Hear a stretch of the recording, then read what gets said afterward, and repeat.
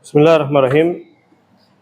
Kita akan melanjutkan, yaitu di antara wajib haji itu kan apa? Melempar jumrah aqobah ya, yaitu yang pada tanggal 10 Dzulhijjah. Pelemparan jumrah aqobah ini memiliki beberapa syarat dan kesunahan-kesunahan.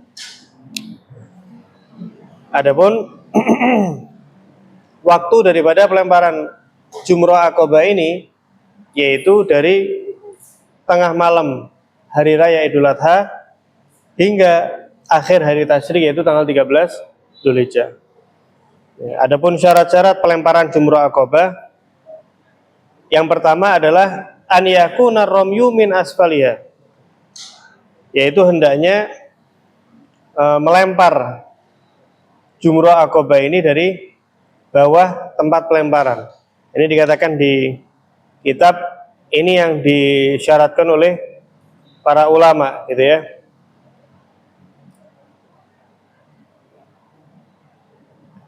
Kemudian yang kedua, kaunuhu sab'ah hasoyat, sebagaimana syarat daripada pelemparan jumrah pada umumnya, yaitu dilempar sebanyak 7 kali.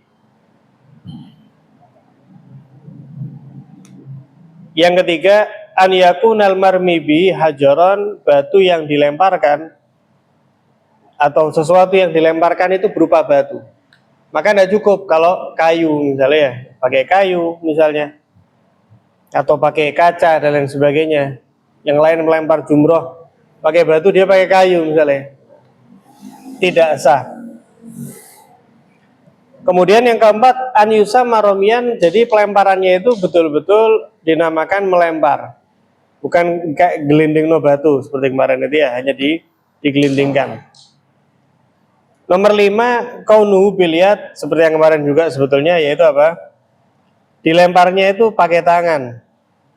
Nah, maka tidak sah misalnya melempar jumroh tapi ya mentang-mentang pemain bola misalnya ya, batunya dilempar, ditendang misalnya ke arah apa? Ke arah apa namanya, pelemparan jumroh itu tidak sah. Atau misalnya disundul, ya. Atau misalnya pakai mulut, lebih aneh lagi ini ya. Ya, batunya dimasukkan ke mulut kemudian dilempar. Atau misalnya kayak kemarin itu pakai tembak-tembakan misalnya, ya maka tidak sah, karena harus dilempar itu dengan tangan. Syarat yang keenam daripada pelemparan jumrah aqobah adalah isobatul marma yakinan, yaitu dia diyakini pelemparannya tadi itu tepat sasaran, yaitu ke tempat pelemparan jumrah. Nomor 7, ada musarif li ghairi nusuk, yaitu tidak adanya niat selain melempar jumrah dalam rangka ritual ibadah haji. Maksudnya apa? Misalnya ada orang ini waktu melempar, subhanallah, dia pengen ngetes seberapa jauh lemparnya dia tadi ini. Jadi ketika lempar nih, dia nggak kerentak niatnya itu buat karena ini adalah bagian dari ritual haji, tapi enggak, saya pengen tahu jauh apa ya, dilempar misalnya. Maka pelemparan itu tidak terhitung. Kenapa? Karena niatnya belok daripada manasik tadi itu. Kemudian yang ke-8, yaitu mirip ya, yaitu ketika dia melempar ditujukan mengenai apa namanya, tempat pelemparan jumroh tadi itu. Ya apa? Yang apa? Yang kemarin itu pelemparan jumroh yang 3, 11, 12, 13. Ini aqobah aja. Yang aqobah ini waktunya lebih panjang, yaitu dari tanggal 10 sampai akhir tasyrik itu 13. Yang ke-9, an yakuna qabla ghurubi syamsi akhir ayami tasyrik, yaitu pelemparan ini harus sebelum terbenamnya matahari pada akhir hari tasyrik, yaitu pada tanggal 13.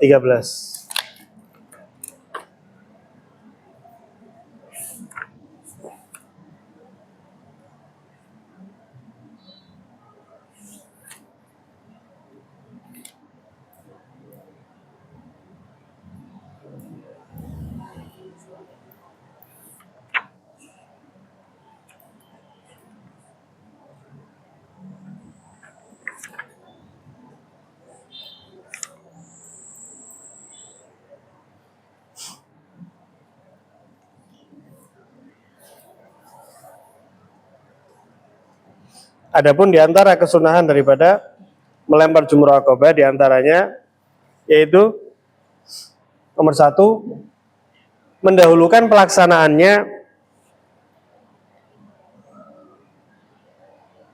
sebelum bercukur halak gitu ya kemarin, dan tawaf ifadah maksudnya, wan nahar dan menyembelih hewan kurban.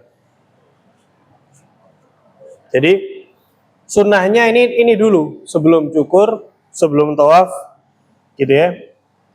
Jadi awal ritual tahallul itu dengan apa? Dengan melempar jumroh, sunnahnya itu. Ya. Kemudian yang kedua, pelemparan jumroh pada waktu setelah terbitnya matahari. Kan sebetulnya waktunya masuk dari kapan? Dari tadi malam. Itu sudah boleh. Misalnya orang jam 3 subuh, jam 4 lah, dia melempar jumroh, maka itu sudah boleh. Jumroh akobah ya. Kalau jumroh yang 3 itu 11, 12, 13, kemarin start waktunya kapan? Zuhur kan gitu. Zuhur. Nah, kalau ini jumroh akobah dari tengah malam, hari raya Idul Adha panjang sampai hari tasyrik. Maksudnya dia mau melempar kapanpun di antara waktu itu, maka itu boleh. Maka itu boleh. Tapi yang sunnah kapan? Yaitu pagi harinya, setelah terbit matahari, ya sekiranya matahari tinggi tombak, ya kira-kira sekitar jam setengah 8 gitu ya, jam 7, jam setengah 8, dan sebelum zawal, sebelum waktu zuhur. Nah, waktu duha lah singkatnya, sunnahnya itu dilempar waktu duha. Kemudian yang ketiga, melempar jumroh akobah ini di waktu pertama dia sampai ke Mina. Jadi ketika dia ke Mina, pertama kali aktivitas yaitu apa? Melempar jumroh akobah ini dulu.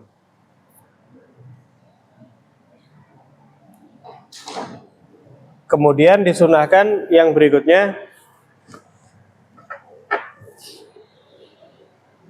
ada dupa itu. Hendaknya apa? Yang berikutnya, menjadikan Mina di area kanannya dan Makkah di area kirinya. Sunnahnya seperti itu. Yaitu Mina di sebelah kanannya, Makkah di sebelah kirinya. Ini sunnah ya.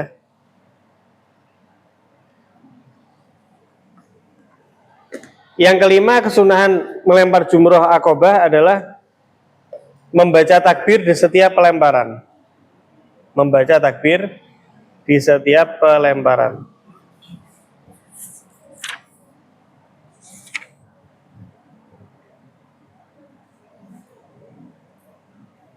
Yang keenam, sama seperti kemarin, yaitu batu yang dilempar berukuran sedang ya, relatif kecil, bukan yang kecil sekali, bukan juga terlalu besar. Nomor 7, disunahkan melempar dengan tangan kanan.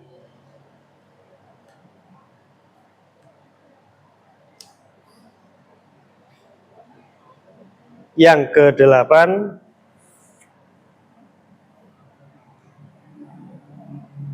bagi kaum lelaki mengangkat tangannya hingga terlihat ketiaknya. Maksudnya apa? Lemparnya jangan gini, jadi gini, diangkat betul, Sunnahnya demikian ya. Karena mau gini ya sah, tapi sunnahnya apa? Sunnahnya ini.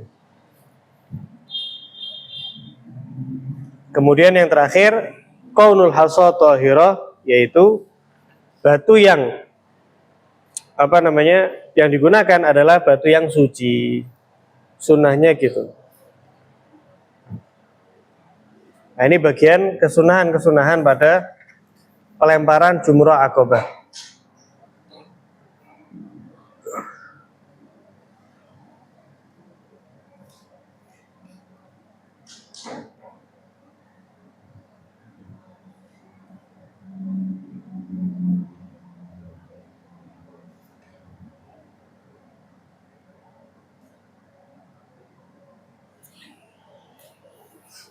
Ya. Kemudian kembali kepada sesuatu yang diwajibkan dalam pelaksanaan ibadah haji. Kemarin sudah kita bahas ya. Yaitu yang pertama ada mabit di Musdalifah. Ya. Kemudian melempar jumrah akobah yang tadi kita bahas, rukun dan syarat dan sunnahnya. Kemudian melempar jumrah 3 hari di hari-hari tasyrik. Kemarin juga sudah kita bahas. Kemudian mabit di Mina, ya, sudah kita bahas juga. Kemudian ihram dari mikot, ihram dari tempat-tempat yang telah ditentukan oleh Nabi Shallallahu Alaihi Wasallam. Malah kita bahas di awal itu ya. Dan yang terakhir yang akan kita bahas hari ini adalah tawaful wada. Ya, tawaf wada ini juga merupakan kewajiban bagi orang yang melaksanakan ibadah haji.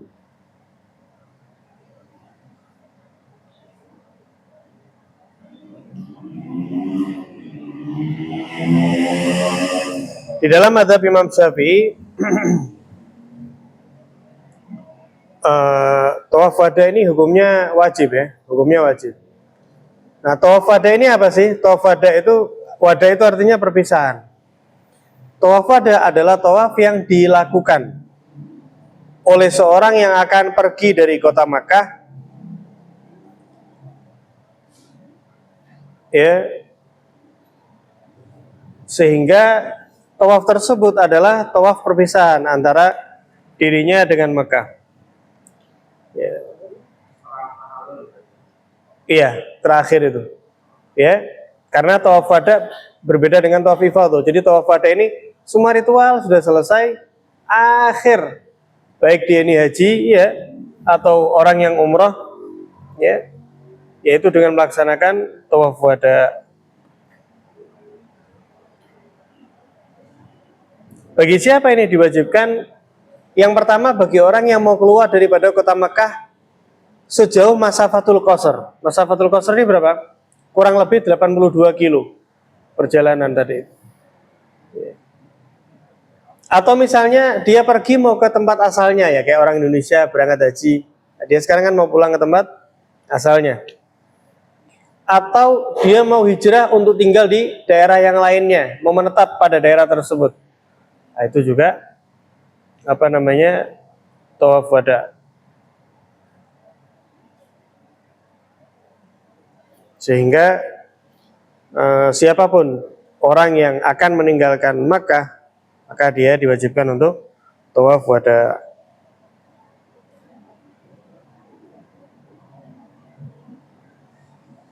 Sehingga tawaf wada ini menjadi akhir perjumpaan sementaranya ini dengan apa? Dengan Ka'bah al-Musyarrafah. Nah, sehingga apakah boleh setelah tawaf itu berdoa? Tidak ada masalah.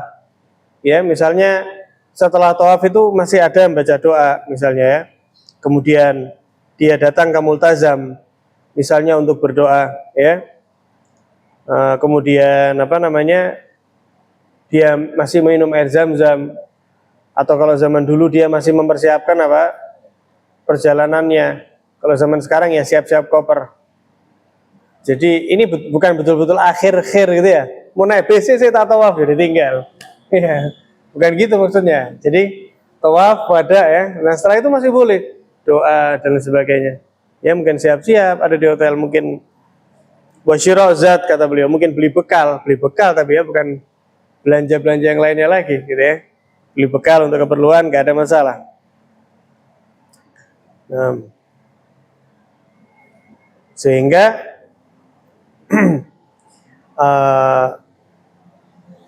kalau misalnya ternyata dia masih lama ada di Makkah, padahal tadi sudah tawaf wada, dan pengakhiran dia keluar dari Makkah ini tanpa adanya udzur, maka diwajibkan balik lagi tawaf wada lagi, perpisahan lagi, gitu ya, perpisahan lagi. Nah, tapi di dalam mazhab Imam Malik, tawaf wada ini hukumnya tidak wajib, melainkan sunnah mu'akkadah, sunnah yang sangat ditekankan sekali. Namun menjadi gugur kewajiban tawaf wada ini bagi seorang yang haid, seorang wanita yang haid, atau seorang wanita yang nifas, sehingga mereka tidak kena dosa, juga tidak diwajibkan dan tidak kena denda juga.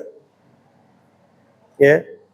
Jadi orang yang haid atau perempuan yang nifas, jika memang mereka mau meninggalkan Makkah dalam keadaan haid atau nifas, maka tidak dosa, tidak juga membayar dam. Kecuali kalau ya dia waduh haid misalnya, tidak bisa. Tapi sebelum pergi ternyata dia suci, maka sekarang gugur uzurnya dan wajib untuk melaksanakan tawaful wada. Kesimpulannya, tawaf wada ini meninggalkan tawaf wada ini terbagi menjadi 3. Ada kalanya meninggalkan tawaf wada ini tidak wajib membayar dam, juga tidak berdosa. Kapan orang meninggalkan tawaf wada tapi tidak dosa, kemudian tidak wajib bayar denda? Ya, yaitu ketika dia memang keluar dari kota Makkah, tapi untuk sementara masih ada ritual haji atau umroh yang akan dia kerjakan sehingga dia balik lagi di situ. Jadi dia keluar daripada kota Makkah, tapi masih akan melanjutkan ritual daripada manasiknya, maka dia nggak apa-apa keluar daripada kota Makkah tadi itu tanpa tawaf wada terlebih dahulu. Juga termasuk sebetulnya nggak kena dam, nggak bayar denda, juga tidak berdosa. Itu siapa? Orang yang haid tadi itu atau orang yang nifas.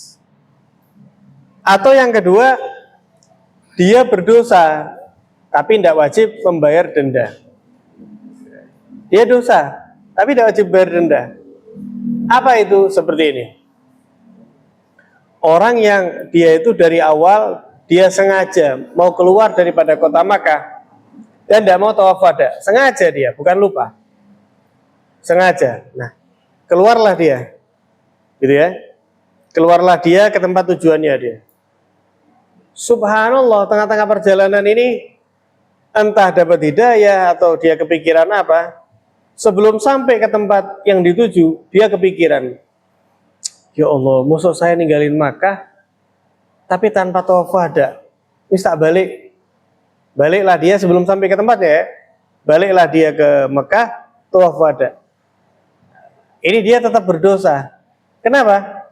Karena meskipun dia pada akhirnya kembali ya, karena dia telah meninggalkan apa yang seharusnya diwajibkan kepadanya, ya, yaitu keluar daripada Mekah tanpa melaksanakan tawaf wada dulu. Tapi tidak wajib bayar dam. Kenapa? Ya itu tadi.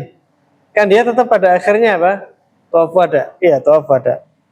Sehingga kembalinya dia untuk tawaf wada itu pada akhirnya menggugurkan denda yang harusnya ia bayarkan tadi. Kemudian yang ketiga, yaitu orang yang ketika meninggalkan tawaf wada ini sudah berdosa, wajib bayar dam lagi. Siapa itu ya tadi itu? Orang yang tanpa uzur dengan sengaja meninggalkan tawaf wada dan tidak kembali lagi untuk tawaf wada sampai tiba pada tujuannya tadi itu. Ya, seperti itu. Denda. Nah, nanti itu ada. Pembayaran urusan denda ini nanti. Jadi ketika orang itu namanya melanggar daripada kewajiban haji, wajib denda. Dendanya kayak apa? Nah, nanti beda-beda. Beda-beda. Jadi dam itu ada yang berurutan ya. Ada yang bisa dipilih. Ada yang harus berurutan, kalau udah bisa ini baru pindah ini. Ada yang dari awal sudah bisa dipilih. Nah, itu nanti insya Allah dibahas di akhir-akhir itu.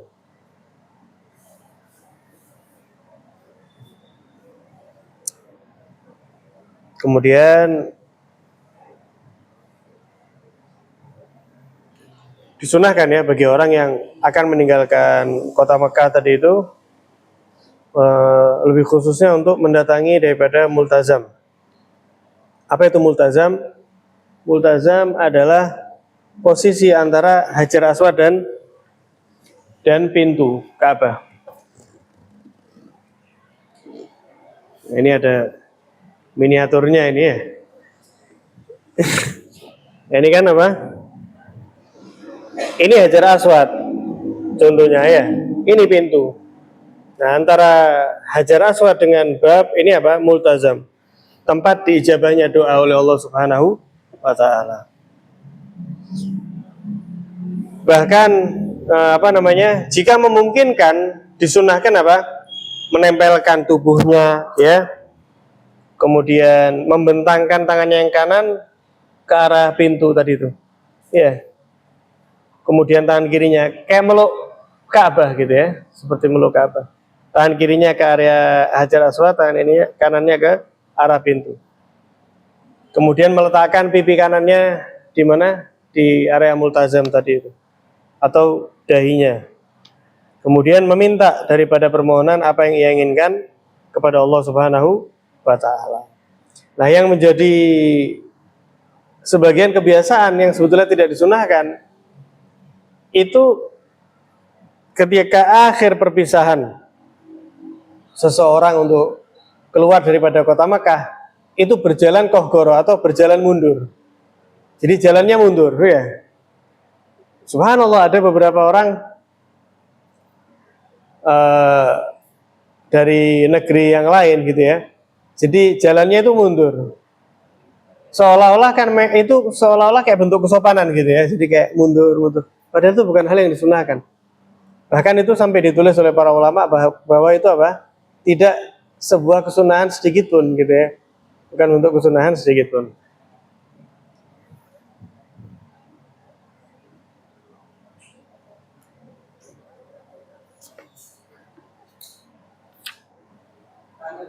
Iya. Kalau sudah merasakan kawan terus dilaksanakan sholat zuhur gimana? Ya jangan, ya toh padanya salat zuhur aja. Soalnya di sini dikatakan yang paling ringan itu seperti orang melaksanakan salat jenazah. Misalnya setelah tawaf wada, dia ada salat jenazah. Waduh ya apa ini, anak ikut apa enggak ini? Ini anak ikut, enggak apa-apa ikut. Jadi memang apa? Aktivitas yang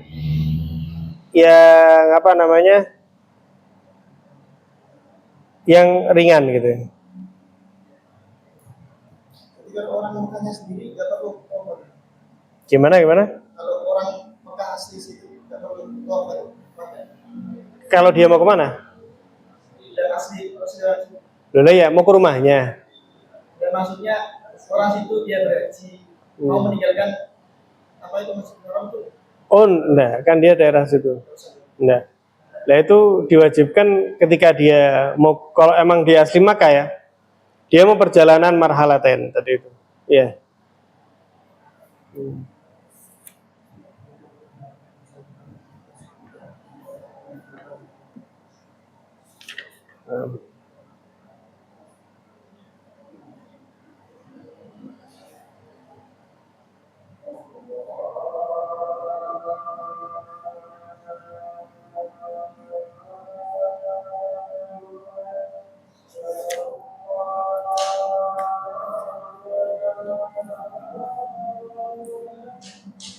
Allahu Akbar.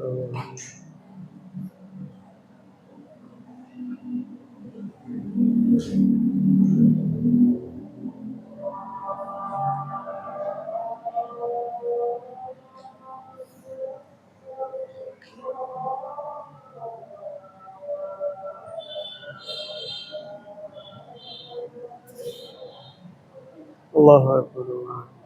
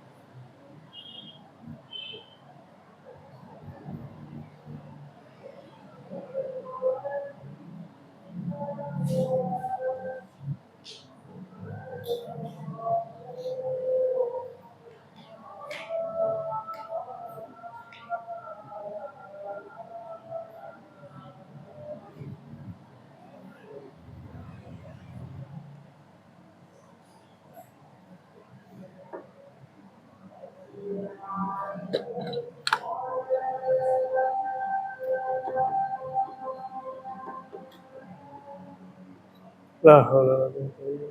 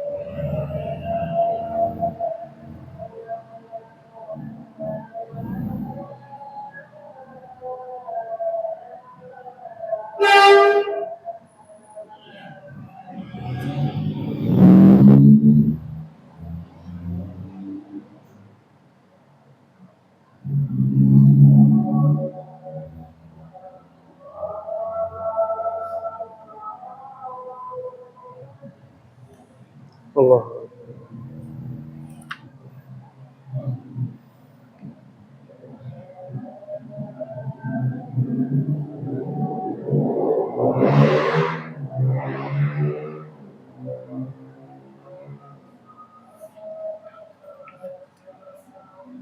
La ilaha illallah.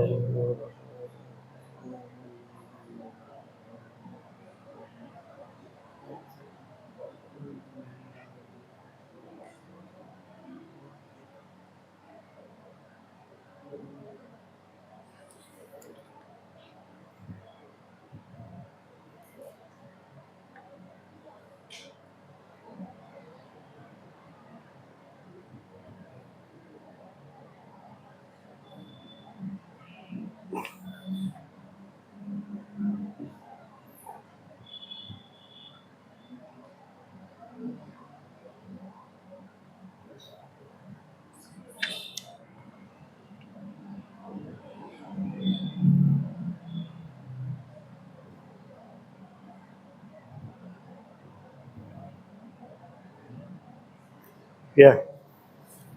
Kemudian di sini musonif melanjutkan beberapa kesunahan ya, yaitu dalam nginep ada di Mina tadi itu, mabit bermalam ada di Mina, dan tentang pelemparan jumroh. Ya kalau musonif rahimahullah taala wa nafa'ana bi ilmihi wa amin. Faslun wa yusanul wuquf fil masyaril haram wa akhdhu hasa jamratil aqaba minha. Disunahkan berdiam sejenak ada di masyaril haram, yaitu ya bangunan yang ma'ruf ada di sana, kemudian mengambil batu untuk digunakan melempar jumrah aqabah daripada masyaril haram tadi itu. Itu dikatakan area pegunungan akhir daripada Musdalifah dikatakan.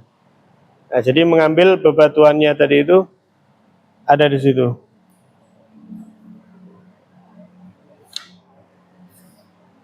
Waqat utalbiyah indab tidak rami. Kemudian sebagaimana kita ketahui kemarin bahwa orang itu tahallul kan dengan melaksanakan 3 tadi itu ya, yaitu melempar jumrah aqabah ini, kemudian tawaf ifadah, kemudian bersyukur. Ya. Ketika dia melaksanakan satu di antara ketiga itu, maka sejak itulah terputus kesunahan daripada talbiyah labbaik Allahumma labbaik. Ya, sehingga ketika orang mulai melempar jumrah aqabah pada tanggal 10 itu, dari situlah sudah terputus apa? Talbiyah. Mengutarakan labbaik Allahumma labbaik. Sehingga sisa 2 bagi dirinya, yaitu bersyukur kemudian tawaf. Atau kalau misalnya dia mau cukur dulu, ya maka dari cukur itulah apa? Terputus talbiyah. Atau misalnya dia mau tawaf ifadah dulu, ya tidak apa-apa. Maka dari itulah terputus talbiyah yang mengutarakan labbaik Allahumma labbaik. Buat takbir ma'a kulli hasah, kemudian setiap batu tadi itu dengan membaca takbir ya. Allahu akbar, Allahu akbar, Allahu akbar, la ilaha illallah wallahu akbar, Allahu akbar walillahil hamd. Kalau di Tuhfah Imam Ibn Hajar beliau menyatakan cukup dengan menyatakan Allahu Akbar. Wa yadkhulu waqtul halqi wa rami jamratil aqabah wa tawafil ifadah binisfi lailatin nahari. Waktu tahallul itu masuknya dari kapan? Dalam arti lain, kapan orang mulai diperbolehkan untuk tahallul? Itu masuk sejak apa? Setengah kedua daripada pertengahan malam hari raya Idul Adha. Jadi setelah orang tadi itu wukuf di Arafah tanggal 9 ya, malam masuk di setengah malam yang kedua, sekarang sudah masuk waktu dirinya untuk bertahallul. Nah, dia mau mulai yang mana dulu boleh, ahlan wa sahlan. Gitu ya.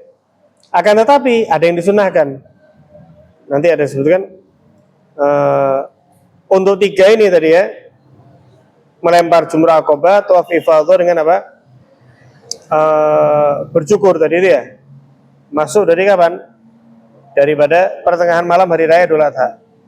Wa yabqa rabiu ila akhir tasyrik. Wal halqu wa tawafu abadan. Nah, masuknya dari pertengahan malam hari raya Idul Adha. Batasnya sampai kapan? Nah, kalau melempar jumrah aqabah, batas akhirnya itu hari terakhir pada hari tasyrik, yaitu tanggal 13. Tapi untuk yang 2 ini, yaitu bercukur atau tawaf ifadah, itu waktunya selama-lamanya. Maksudnya apa?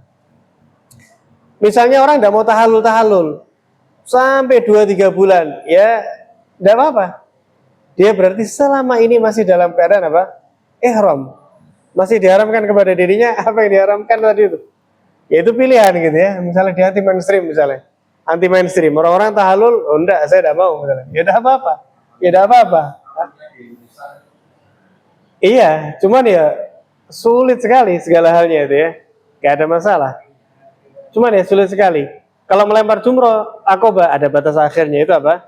Pada tanggal 13 Zulhijjah. Kalau cukur tadi itu sebagai bentuk tahallul ya.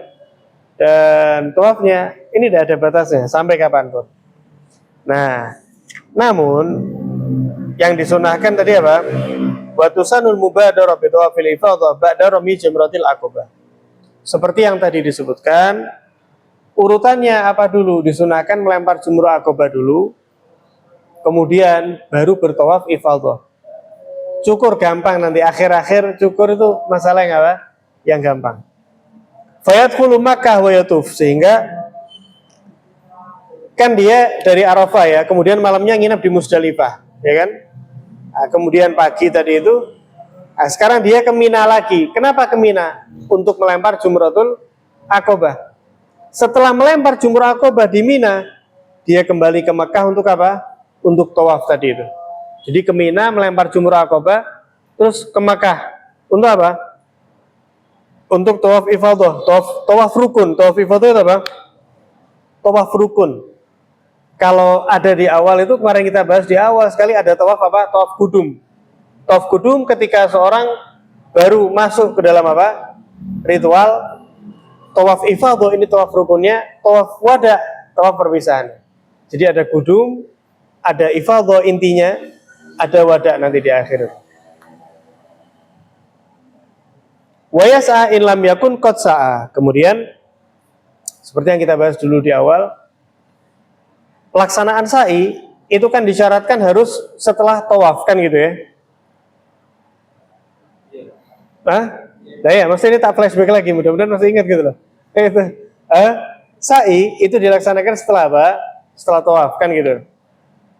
Boleh enggak sa'i setelah tawaf kudum? Boleh. Jadi sa'inya duluan sebelum tawaf ifadah. Boleh. Boleh. Selama belum wukuf apa? Di Arafah. Nah, tapi kalau setelah wukuf di Arafah wis, berarti sa'inya nanti sekalian apa? Setelah tawaf kudum, besok boleh. Ya tanggal 9 misalnya. Besok ya karena nanti malam setengah keduanya sudah masuk waktu tahallul. Ya sehingga pelaksanaan tawaf ifadah. Tapi kalau dia belum sa'i setelah tawaf kudum, ya sekarang ini dia melaksanakan apa? Sa'i. Jadi tanggal 10 itu ya tanggal 9. Saya ulangi lagi ya, tanggal 9 di mana? Di Arafah, bermalam di Musdalifah, malam lebaran ini, kemudian pagi ke Mina waktu duha. Untuk apa? Melempar jumrah aqabah. Dari Mina balik lagi ke Mekah. Untuk apa? Tawaful ifadah, kemudian apa? Sa'i. Setelah sa'i, wes gitu ya, balik ke Mina lagi. Selama berapa? 3 hari. 11, 12 dan apa? Dan 13. Jadi kemudian kembali ke Mina, bermalam malam-malam tadi itu di Mina selama hari-hari tasyrik 3 hari tadi itu. Kemudian setiap hari daripada hari-hari tasyrik 11, 12 dan 13, setiap setelah zuhurnya maka diwajibkan untuk melempar jumroh. Ya, jumroh akobah, jumroh apa namanya, sugro, ya wusto, kemudian apa? Kemudian akobah. Nah, itu masing-masing sebanyak 7 pelemparan, ya. Wa yashtaratu ramy usabil hasayat wahida. Ya, disyaratkan pelemparannya tadi itu ya 7 kali itu satu-satu, bukan langsung 7 batu dilempar bareng gitu ya. Satu.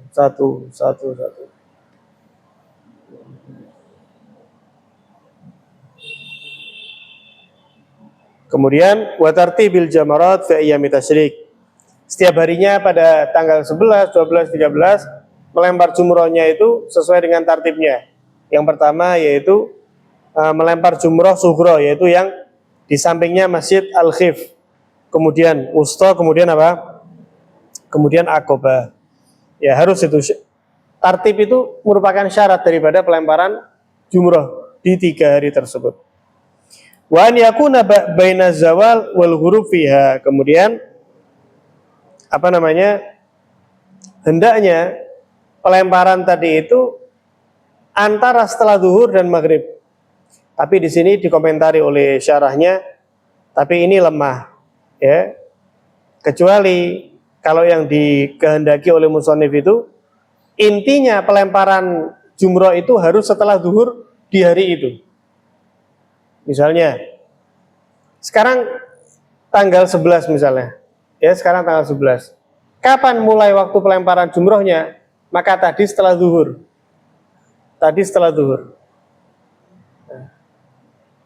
Batas akhirnya kapan? Batas akhirnya adalah akhir hari tasyrik. Sehingga misalnya ada orang tanggal 11 dia tidak ngelempar, tanggal 12 dia tidak ngelempar, maka dia cuma punya sisa hari terakhir itu untuk mengkodok daripada apa? Tanggal 11 dan tanggal 12-nya untuk dilaksanakan pada tanggal 13 juga. Nah, jadi seperti itu. Jadi bukan berarti waktu pelemparan itu dari zuhur ke maghrib, gitu ya. Nah, kemudian ada beberapa hal yang sudah kita bahas tadi, yaitu apa? Wa qaunul marmi hajaron, yang dilempar berupa batu.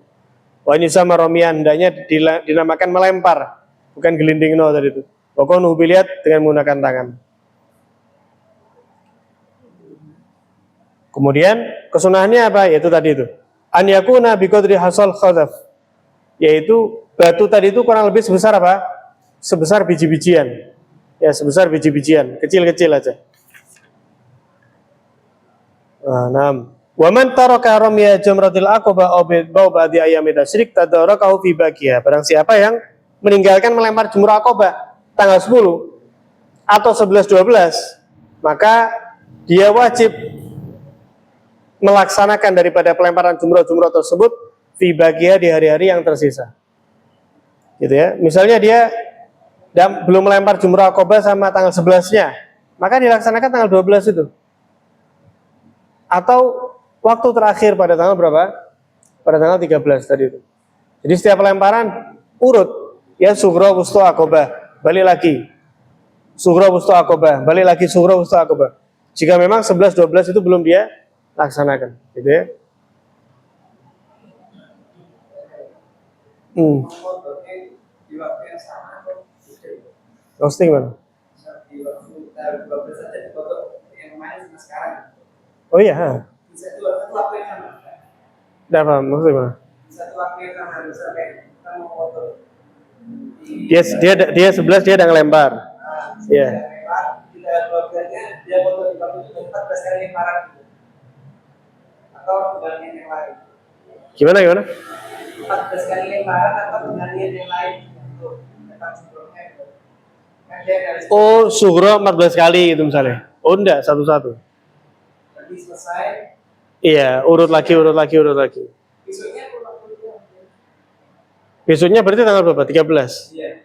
Ya enggak, ya hari itu. Iya itu juga. Hari itu.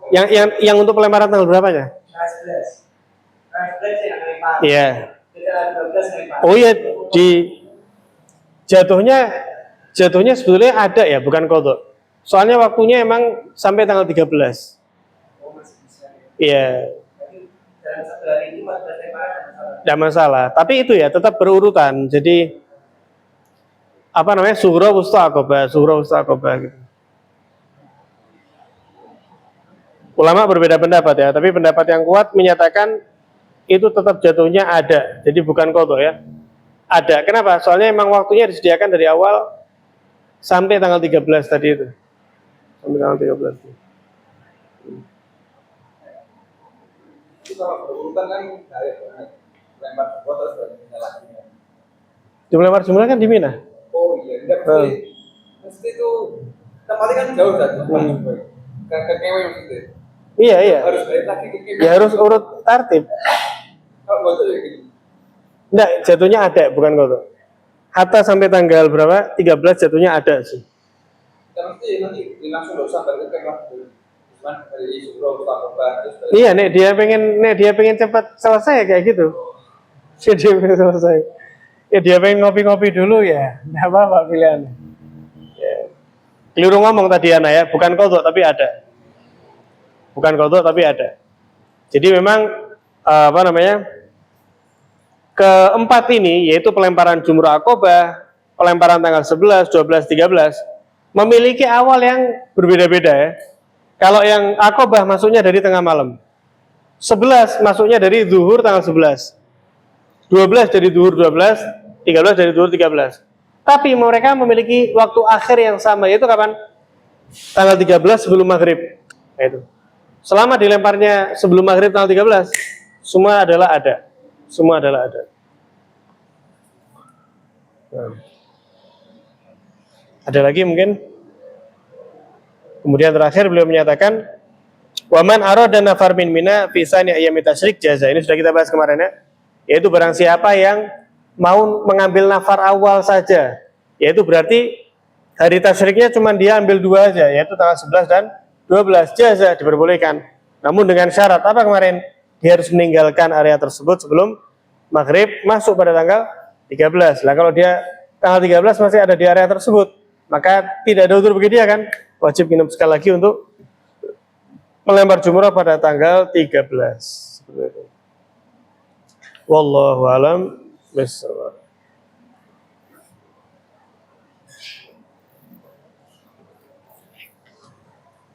Insyaallah berikutnya kita akan bahas seputar tahallul tadi itu. Seputar tahallul yang lebih detail.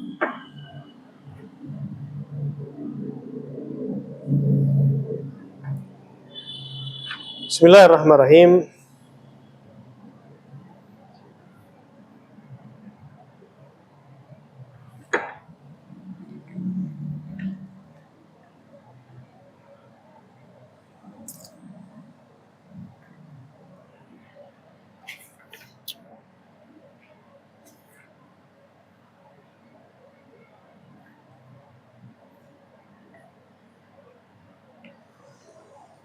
Pembahasan seputar ya di kitab Adabul Islam fi Nizamil Usrah karya Al-Allamah Sayyid Muhammad bin Alwi Al-Maliki, yaitu tentang apa? Tentang kematian, ya, kelakian seseorang, yaitu dengan hilangnya kecemburuan. Kecemburuan atas siapa? Kecemburuan atas perempuannya. Perempuannya ini siapa? Bukan hanya istrinya saja, istrinya, anak perempuannya, termasuk orang tua, ibunya misalnya, termasuk adik perempuannya, kakak perempuannya. Ketika seorang sudah tidak lagi memiliki ghirah apa? Kecemburuan akan perempuan yang ada di sekitarnya, maka itulah telah tewas kelelakiannya. Kata Al-Allamah Sayyid Muhammad bin Alwi Al-Maliki. Beliau mengatakan, qala radhiyallahu ta'ala anhu, inna azama ladal insan ba'da dini huwa irduh. yang paling tinggi pada diri seseorang setelah agamanya itu adalah harga dirinya, kata beliau. Bahkan harga dirinya itu merupakan bagian daripada agamanya. Sehingga penjagaan harga diri seseorang itu diantara hal yang paling penting dalam agama. Bahkan adanya kecemburuan itu merupakan tanda keimanan seseorang. Makanya hadirin, ada salah satu ilmu fikih, salah satu ilmu fikih yang disebut dengan maqasidus syariah. Ilmu maqasidus syariah itu apa? Ilmu yang membahas tentang tujuan-tujuan syariat di balik pensyariatan tersebut. Di antaranya ada yang disebut dengan hifdzul ird, yaitu menjaga kehormatan. Di samping ada hifdzuddin, menjaga agama, hifdzun nafas, menjaga jiwa, kemudian hifdzun nasab, menjaga apa? Anak keturunan nasab. Nah, itu ada hifdzul ird, menjaga harga diri, hifdzul akal, menjaga akal sehingga khamar itu dilarang dan lain sebagainya, hifdzul mal, sehingga orang pencuri itu dipotong tangannya dan lain sebagainya. Sehingga hifdzul ird, menjaga harga diri, itu bagian daripada agama. Sehingga ini bukan omong kosong, ini bukan egois, ini bukan apa kalau orang bilang sekarang protektif dan lain sebagainya, overprotective. Enggak, ini bagian daripada apa? Agama. Maka dari itu ketika Nabi SAW suatu ketika beliau menyatakan, indah khala ahadukum ala alihi bahwa jada mayurbihi asyada arba'an.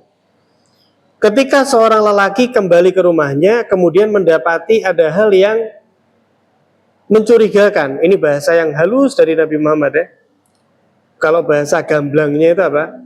Ketika seorang lelaki sampai ke rumahnya, ternyata dia mendapati istrinya itu kok bersama lelaki lain. Maka kalau dia mau menuduh istrinya itu dengan berzina atau lain sebagainya, itu harus mendatangkan 4 saksi, katanya Nabi. Gitu ya, harus mendatangkan apa? 4 saksi. Sayyidina Sa'ad bin Mu'adz yang kala itu hadir bersama Nabi, ini apa namanya, dalam bentuk spontan ya, kecemburuan beliau. Dengar Nabi bilang kalau ada yang mencurigakan harus ada saksi 4, gitu ya. Sebetulnya ada solusi nanti di akhirat. Sebelum kita berpikir loh, kenapa kok Nabi kasih apa harus ada saksi 4? Nah kalau udah ada saksi gimana? Kita tidak bisa menuntut orang, bisa. Itu nanti di fikih namanya li'an. Panjang ceritanya ya. Intinya kembali ke sini harus mendatangkan saksi 4 kan kata Nabi. Sayyidina Sa'ad bin Mu'adz bilang, ya Rasulullah, kata, a'adkhulu ala ahli. Apakah ya Rasulullah ketika aku masuk ke rumahku dan aku mendapati ternyata ada seorang lelaki, anan duru hatta usjada arba'an. Dah apa saya nunggu dulu ya Nabi? Harus ada 4 saksi. La walladzi ba'atsaka bil haq. Tidak wahai Nabi. Demi yang mengutusmu dengan kebenaran. Maksudnya demi Allah wahai Nabi, in ra'aitu mayurbini fi ahli. Kalau saya wahai Nabi, kata Sayyidina Sa'ad ya, melihat di rumah ada yang intinya masuk ke rumah saya seorang lelaki, la utihanna birra's anil jasad. Saya pisahkan kepala dan badannya. Waliyaf Allah bi ba'da dzalik mayasya. Adapun nanti setelah itu Gusti Allah mau ngapain saya, wis enggak apa-apa terserah. Tapi kalau itu terjadi, tak boleh orang tadi. Adapun nanti bahasa ininya ya. Ya nanti saya mungkin dihukum sama Allah atau dapat adab, ya situ nanti itu. Tapi kalau ada kayak gitu ya Nabi, tak boleh. Bagaimana respon Nabi Sallallahu Alaihi Wasallam ketika melihat apa? Sayyidina Sa'ad bin Mu'adz kan muncul dari keimanan beliau ya. Muncul dari apa? Ghirahnya beliau terhadap perempuannya. Apakah Nabi bilang, apa kamu ini? Enggak. Bahkan ketika Nabi melihat hal tersebut, tabassam. Rasulullah tersenyum melihat Sa'ad bin Mu'adz ini.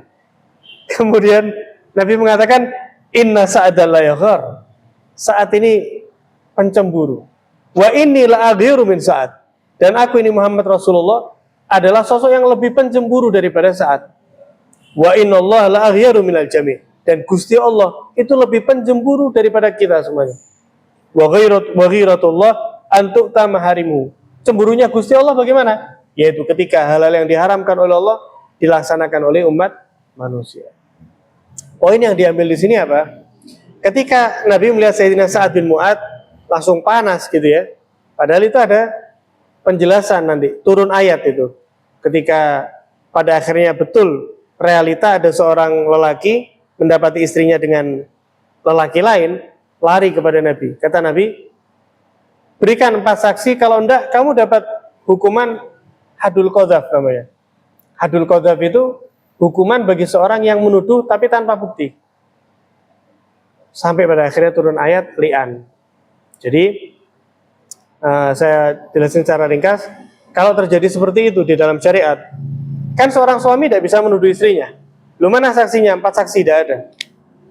Adapun misalnya CCTV dan lain sebagainya, itu tidak bisa dijadikan saksi di dalam syariat ya. Apalagi di zaman sekarang bisa diedit dan lain sebagainya. Nah, penggantinya bagaimana? Ada namanya li'an, yaitu bersaksi sebanyak 4 kali ditambah 1 kali di terakhir jadi 5 bahwa perempuannya ini apa? Telah berzina. Nah, nanti perempuan ini bisa kena had hukuman zina. Kecuali kalau perempuan ini pun membantah, bersumpah bahwa menyatakan suaminya tadi itu berbohong sebanyak 5 kali juga. Nah, 5 versus 5 ini saling melaknat. Kalau sudah 5 versus 5 ini, wis, mereka berpisah selamanya dunia akhirat. Ya, ini lebih dari talak 3. Kalau talak 3 itu nanti masih bisa ada muhalil kembali lagi. Li'an, namanya li'an tuh, abadi. Bahkan dikatakan lama akhirat pun tidak ketemu. Jadi kalau sudah suami kan menuduh tanpa saksi ya, tapi dengan sumpah 5 kali itu sampai dia mengatakan kalau misal saya ini bohong, saya dapat laknat dari Allah. Perempuannya pun, maka kalau sudah sumpah 5 kali, perempuan ini sumpah 5 kali ini itu setara dengan 4 saksi dalam syariat. Kalau sudah sumpah 5 kali, perempuan ini sekarang terancam kena had hukuman berzina. Karena seolah-olah sudah ada saksi. Kecuali kalau dia pun mau menyatakan bahwa suaminya ini berbohong dan dia siap untuk apa? Mendapat laknatnya Allah. Nah, kalau perempuannya pun siap, wes, mereka berpisah selamanya dan yang laki nggak kena hadul qadzaf, yang perempuan tidak kena had hukuman berzina. Nah, seperti itu. Jadi maksudnya apa? Ada tata caranya itu ada. Bukan berarti kalau nggak ada saksi kemudian loss gitu aja, enggak gitu maksudnya ya. Tapi di sini poin intinya, Nabi ketika melihat kecemburuan tersebut, Nabi apa? Nabi membenarkan ya daripada hal itu. Kemudian sehingga dikatakan dalam sebuah syair, la yaslamu syarafur rafi'u minal adha hatta yuraqa ala jawanibihi adamu. Tidak akan selamat daripada orang yang berkedudukan tinggi daripada segala gangguan sampai di samping-sampingnya itu telah mengalir apa? Banyak darah. Maksudnya apa? Gak mungkin orang itu bisa mendapat kedudukan yang tinggi di sisi Allah ya dengan kemuliaan kecuali dia memang telah mengorbankan daripada kemuliaan tersebut. Dia membela daripada apa yang akan merusak kehormatannya tadi. Maksudnya seperti itu. Kata beliau, ketika engkau tahu wahai saudara muslim, ya, kemudian ya tentang tingginya menjaga kehormatan dalam Islam dan kamu adalah orang yang menjaga kehormatanmu, agamamu, harga dirimu, kamu akan ringan untuk mengorbankan bahkan darahmu atau nyawamu untuk kehormatanmu tadi itu. Ya, karena menjaga kehormatan ini adalah sesuatu yang suci kata beliau. Barang siapa yang terhalang daripada menjaga harga diri agamanya, maka dia telah terhalang daripada kehidupan yang mulia. Dan barang siapa yang terhalang daripada kehidupan yang mulia, terhormat, maka dia, kata beliau, lebih hina daripada hewan. Lebih hina daripada apa? Daripada hewan. Ketika orang sudah apa? Sudah nggak ada harga dirinya, ya, bukan nggak ada harga dirinya ya, dia tidak memperdulikan harga dirinya. Anaknya perempuan mau sama siapa, ahlan wa sahlan. Istrinya mau berkholwat sama siapa, ahlan wa monggo. Ya, saudaranya mau sama siapa saja, monggo. Dia nggak ada kecemburuan, dia nggak tanya, dia nggak memperhatikan, dia tidak mengontrol. Ini kata beliau apa? Dia akhsar minal hayawanat, kata beliau. Ini orang lebih jelek, lebih merugi daripada hewan-hewan sekalipun. Kemudian kata beliau, ketika kamu merasa tinggi harga dirimu, kemudian untuk menjaga keluargamu, maka seperti itulah engkau juga harusnya memandang orang-orang lain akan kehormatan-kehormatan mereka. Jadi kita juga ikut menjunjung tinggi apa? Kehormatan-kehormatan orang lain. Jangan sampai ketika itu misalnya orang di luar sana atau seorang perempuan di luar sana yang akan dinodai oleh seorang, kemudian kita acuh tak acuh. Ini bukan keluarga saya. Jangan seperti itu. Karena sesungguhnya kata beliau, orang itu semua memiliki apa? Kehormatan yang sama. Sehingga hendaknya engkau membela daripada kehormatan saudara-saudaramu tadi. Nah, kemudian yang indah sekali di sini Al-Allamah Sayyid Muhammad bin Alwi Al-Maliki memiliki atau mengutarakan beberapa poin. Kenapa sih kok bisa harga diri di zaman sekarang ini standarnya kok menjadi tipis, menurun dan menurun? Yang pertama, yaitu tahawunu ashabil a'rad fil muhafadzah ala a'radihim, yaitu banyaknya orang yang tidak lagi mementingkan harga diri mereka.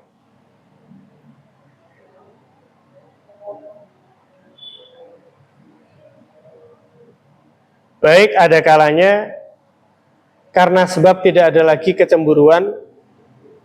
Cemburu ini bukan posesif yang terus gimana-gimana, enggak ya. Dalam artian dia memiliki akal yang waras untuk melindungi apa yang harusnya dia lindungi gitu.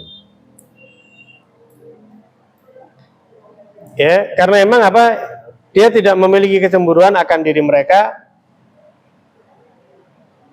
atau karena mereka sembrono di dalam memperhatikan pendidikan agama, yang mana itu merupakan apa? Penjagaan protek pertama akan harga diri. Makanya penting sekali ya, baik kaum laki-laki atau perempuan ya, untuk dikenalkan kepada orang-orang yang betul-betul menjaga harga diri mereka. Ya, Sayyidah Fatimah radhiyallahu taala anha warḍaha itu seorang putri Nabi SAW. Itu beliau sangat-sangat menjaga harga dirinya. Beliau menjaga harga dirinya dengan sangat tinggi sekali, dan suaminya itu orang yang sangat protek sekali. Kayaknya di zaman sekarang nggak ada orang yang cemburu Sayyidina Ali bin Abi Thalib. Sampai beliau itu pernah mengutarakan syair ketika Sayyidah Fatimah putri beliau pakai siwak. Ya, pakai siwak. Siwak ini kan berarti menyentuh giginya Sayyidah Fatimah, bibirnya Sayyidah Fatimah. Akhirnya Sayyidina Ali ini mengungkapkan syair. Berani-beraninya engkau, wahai siwak, berani menyentuh istriku di hadapanku. Ya, sungguh kalau kamu ini bukan kayu siwak, ya sudah tak perangi kamu ini. Inti syairnya itu seperti itu. Padahal ya siwak ya. Maksudnya Sayyidina Ali bukan berkhayal atau apa, maksud siwak kok diperangi. Bukan, maksudnya apa? Ini bagaimana tingkat kecemburuan Sayyidina Ali bin Abi Thalib bahkan terhadap kayu siwak sekalipun. Sehingga Sayyidah Fatimah ini ketika hendak meninggal itu pun berwasiat yang memandikan itu ya, yaitu putri daripada Sayyidina Abu Bakar As-Siddiq, ya, saudara daripada Siti Aisyah. Sayyidah Aisyah aja yang enggak termasuk diminta oleh Sayyidah Fatimah untuk memandikan, itu izin kepada yang mandikan ya saudarinya itu, tapi saudarinya bilang enggak bisa, soalnya ini yang nyuruh saya Sayyidah Fatimah dan saya takut. Sayyidah Aisyah itu lapor kepada ayahnya Sayyidina Abu Bakar As-Siddiq. yang saat itu menjabat sebagai khalifah. Ini khalifahnya Nabi ya. Minta izin ikut memuliakan, memandikan jenazah Sayyidah Fatimah. Sayyidina Abu Bakar tanya, namanya Aisyah tertulis enggak? Enggak. Jangan. Jadi segitunya. Ketika memakamkan di malam hari, betul-betul nggak ada orang yang tahu. Maka dikatakan oleh para ulama, saking menjaganya Sayyidah Fatimah itu akan kehormatannya, harga dirinya, kelak ketika melewati jembatan Sirat, malaikat akan mengumandangkan bahwa seluruh yang ada di di alam ini, pejamkan mata kalian semua karena Fatimah binti Rasulullah SAW akan melewati jembatan Sirat.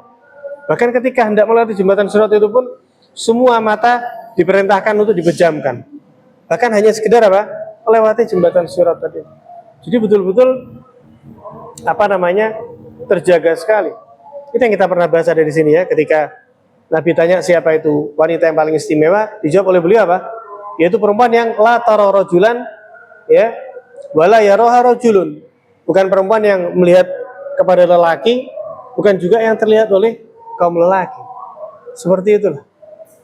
Kemudian diantaranya juga kata beliau, kenapa sih banyak khususnya para wanita sekarang harga diri mereka disasar oleh para serigala-serigala tadi itu? Diantaranya apa? Wabi samahim linisahim bamaratihim bil khuruj fi tabarruj wa sufur. Yaitu ketika mereka dengan mudahnya mengizinkan perempuan-perempuan mereka, anak-anak putri-putri mereka untuk keluar rumah fita berujin wasufur, dengan pakaian-pakaian yang terbuka dan menarik pandangan, glamor. Mimma yutmium fihinna rijal wasyuban, daripada pakaian-pakaian yang membuat buaya-buaya darat ini mengawasi gitu ya. Yang namanya lelaki, namanya manusia, makhluk yang oleh Allah Ta'ala memang diberi hawa nafsu. Ketika melihat ada kesempatan, kecuali yang dalam hatinya ada keimanan, mereka akan melihat daripada hal itu. Lah ini dengan sadar seorang ayah membiarkan putrinya keluar dengan pakaian cekak misalnya, berarti sama saja dengan dia memberikan standar kepada putrinya bahwa ini nggak masalah gitu. Jadi bahkan dari rumah saja, mindset putri ini, seorang anak perempuan ini, sudah dibebaskan daripada harga diri yang seharusnya dijaga dengan betul. Jaga dengan betul. Ini kita bicara tentang agama Islam ya. Adapun di luar Islam, ya itu masing-masing. Adapun dalam Islam, ini harga diri yang tidak bisa ditawar dan tidak bisa ditolerir. Daripada istri mereka, daripada putri mereka, saudara-saudari mereka, gitu ya. Kata beliau, wa mimma yusilu dhi'ab li dhi'ab tariqus sadwi ala aradihim, daripada hal-hal yang memudahkan serigala-serigala, bahasa beliau, serigala-serigala untuk menodai daripada kehormatan daripada perempuan-perempuan tadi itu. Mungkin ketika jalan ya dipanggil, digoda ya, atau misal disiul ya, disuit-suit gitu misalnya. Nah, itu kenapa lah? Memang sejak awal telah menjadikan dirinya sasaran daripada pelecehan tadi itu. Gak bisa terus kita bilang yaitu saking lakinya jelalatan loh. Ya orang laki ini berbeda-beda gitu ya. Ya memang Nabi SAW, Allah Ta'ala telah mewanti-wanti untuk nggak jelalatan. Tapi orang ini, laki ini berbeda-beda. Nah ketika seorang wanita tadi itu dengan rela, dengan sadar, dia yang membuka apa yang harusnya tertutup, maka lama-kelamaan harga diri itu akan meluntur dengan sendirinya. Kemudian yang kedua, madzahirul mayu'ah wal majun allati tadharu ala nisa wal fatayat fi lubsihinna, yaitu kata beliau nampaknya bahasa kita ini ya, lemah gemulai gitu loh. Apa bahasa yang enak itu? Jadi nadanya itu dia iya, lemah lembut. Ini mas. Kalau ke suami tidak apa-apa. Ini ke orang jualan sayur misalnya ya. Ini sama Tidak boleh seperti itu. Jadi kata beliau, di samping yang pertama yaitu apa? Tidak adanya kontrol dari rumah, yaitu tidak adanya kesadaran akan ini, kemudian tidak ada pendidikan. Yang kedua yaitu apa? Yaitu nampaknya ke lemah lembutan, dengan nada yang menggoda gitu ya. Atau kalau sekarang ada ketikan yang menggoda dengan emo love ya, pakai emot love misalnya. Ada pegawai misalnya perempuan ngomong sama bosnya pakai love misalnya. Tidak seharusnya seperti itu. Bahkan kata beliau ya, dalam pakaian, dalam berbicara, bahkan kata beliau dalam berjalan dan dalam bertingkah. Lalu seharusnya seorang perempuan gimana? Tegas gitu ya. Ya. Bukan pakaiannya dimanja-manjakan. Ngomong sama yang bukan mahram dan bukan suaminya pakai nada-nada manja. Atau apa? Misalnya ya, minta gajinya dinaikkan atau apa gitu ya. Atau mau pulang terlebih dahulu sebelum jam kerja selesai, tapi merayu-rayu. Tidak seharusnya demikian. Kemudian cara berjalannya itu juga berpengaruh. Wa tasarrufatina, semua aktivitasnya jangan dibikin mesra-mesraan, manja-manjaan, lemah gemulai di hadapan lelaki yang tidak halal bagi dia. Walidzalik, maka dari itu harasul Islam ala antuk fil mar'ah kullama yatmi'u fiha rijal. Maka dari itu Islam memerintahkan bagi seorang wanita untuk menutup segala hal yang menjadi sasaran para kaum lelaki yang ada pada dirinya tadi. Pada dirinya. Ya, Allah Ta'ala berfirman, ya, yang mana ini, bayangin, ini Allah Ta'ala berfirman padahal untuk istri-istrinya Nabi. Kurang apa ya? Istri-istrinya Nabi. Istri-istrinya Nabi ini kan orang-orang yang pendidikannya itu super dahsyat ya, dari Nabi. Tapi apa kata Allah Ta'ala dalam Al-Quran Al-Ahzab ayat 32? Ya, kalau Allah Ta'ala, ya nisa an-nabi lastuna ka ahadin minan nisa ini taqaitunna. Ya, wahai istri-istri Nabi, kalian ini enggak seperti wanita pada umumnya loh ya. Jika kalian memang bertakwa kepada Allah, fala takhdhu'na bil qaul, maka jangan sampai kalian itu merendahkan suara. Yani apa? Menjadikan suara ini lembut, tapi di hadapan apa? Ajnabi. Kenapa? Fayatma alladhi fi qalbihi maradun.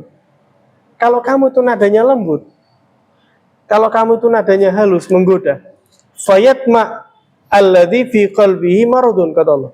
Maka mereka yang hatinya ada sakit, syahwat, tertarik kepadamu. Wa qulna qaulan ma'rufa, dan ucapkanlah dengan ucapan-ucapan yang baik. Ini yang diutarakan oleh Allah ini untuk siapa? Istri-istrinya Nabi sallallahu alaihi wasallam. Wa qarna fi buyutikunna wa la tabarrujul jahiliyatil ula. Tetaplah kalian ada di rumah kalian ya, kecuali yang penting.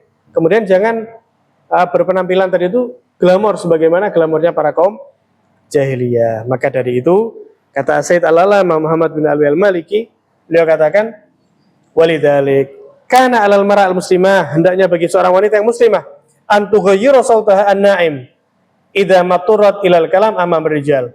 Ini mungkin enggak banyak diketahui ya, cuman dianjurkan di dalam Islam seorang wanita yang akan berbicara kepada orang laki, itu pun jika apa? Terpaksa. Misalnya terpaksa ini apa? Transaksi jual beli.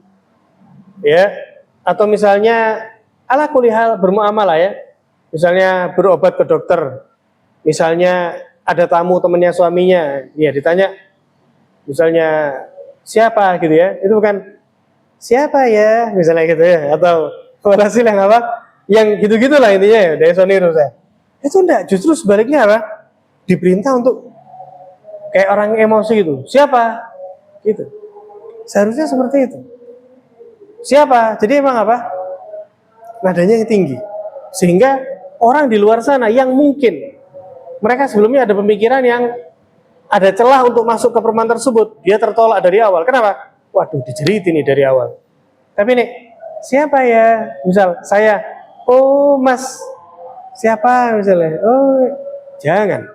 kata beliau. Kenapa? Ajib ini. Li'annal aswat an-na'imah. Karena suara yang lembut itu wasilatun ila ijtidabir rijal, itu bisa menarik daripada apa? Syahwat kaum lelaki. Bahkan menarik sekali. Walidzalik yaqulun, Said Muhammad mengatakan, maka dari itu para ulama ada yang mengatakan apa? Al-udhun, telinga ini ta'syaku qoblal ain ahyana. Jadi ada kalanya telinga itu bisa menyebabkan kerinduan yang mendalam bahkan sebelum mata ini memandang. Pertama cuma dengar suaranya, ya telepon-teleponan misalnya, maka ini belum melihat orangnya, ya belum melihat orangnya, tapi di hatinya sudah apa? Sudah tertarik tadi. Makanya itu al-udhun ta'syaku qoblal ain ahyana. Ada kalanya telinga ini sudah kangen, sudah merindu bahkan sebelum apa? Sebelum mata. Nah, ini maksudnya apa? Menunjukkan betapa besarnya pengaruh cara berbicara seorang wanita kepada lelaki seputar menjaga kehormatannya. Maka dari itu, terus gimana? Tadi itu sikapnya sebagai seorang wanita berbicara kepada lelaki yang enggak mahram secukupnya, itu pun dengan nada yang tegas dan tidak memberikan celah sedikit pun. Tidak memberikan celah sedikit. Seperti itu. Seperti tidak boleh bagi seorang wanita misalnya mempersilahkan tamu laki sekalipun untuk masuk ke rumahnya jika tidak ada suaminya. Meskipun suaminya masih di luar, tunggu dulu di dalam, tidak boleh. Nah, itu kenapa? Karena pikirannya, ya serigala-serigala, dhi'ab. Kalau kata beliau tadi ini, bermacam-macam. Nah, seperti itu. Masih ada lagi poin-poin yang sepertinya nggak bisa kita bahas malam hari ini. Insya Allah kita bahas di pertemuan yang akan datang. Kalau ada yang bertanyakan, fadhol.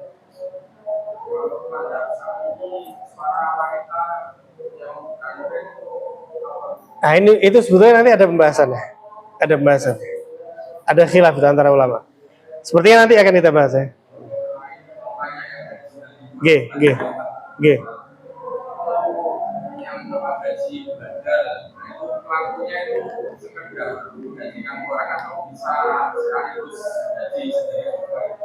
Oh kalau maksudnya beliaunya lagi haji badal.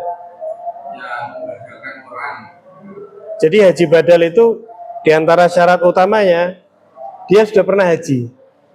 G. Oh, tidak bisa.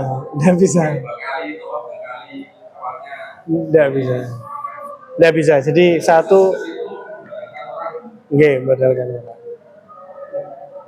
Itu pun syaratnya beliaunya juga sudah harus haji.